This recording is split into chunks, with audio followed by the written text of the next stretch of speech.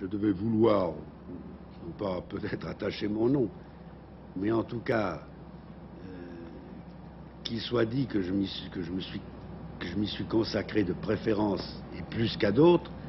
ça serait l'aménagement du territoire.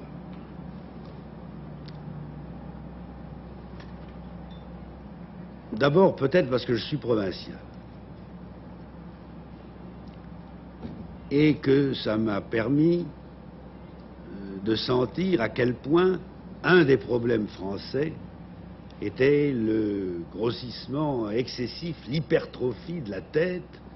c'est-à-dire de Paris et de la région parisienne, et ce mal physiologique que constituait une circulation de plus en plus ralentie dans certaines extrémités. En second lieu, parce qu'à ce point de vue-là, la communauté économique européenne présente un danger accru, puisqu'elle déplace vers le nord et le nord-est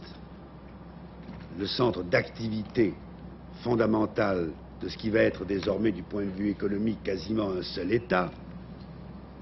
et par conséquent, qu'elle risque d'aggraver les inconvénients qui résultent de l'éloignement et d'un certain nombre d'autres conditions géographiques. Et toutes ces régions de l'ouest, du sud-ouest, du centre notamment, se trouvent, qui ont pu vivre,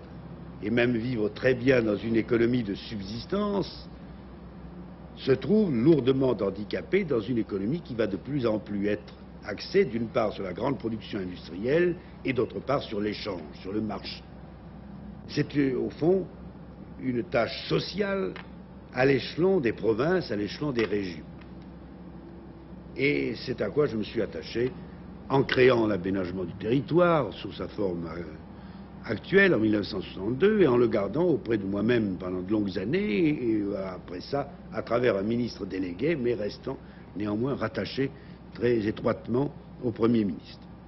La conception de la réforme de l'enseignement telle que je l'ai faite avec M. Fouchet, cette réforme de l'enseignement repose fondamentalement sur une idée d'aménagement du territoire dans la mesure où elle vise à rapprocher l'enseignement et les possibilités de formation très variées, très diverses, des utilisateurs. De même, à l'heure actuelle, l'effort exceptionnel que nous avons commencé d'entreprendre en 67 et que nous allons accélérer très fortement en 68 et en 69 pour ces fameuses télécommunications et pour le téléphone, fait partie aussi non seulement de l'équipement général du pays, mais de l'aménagement du territoire.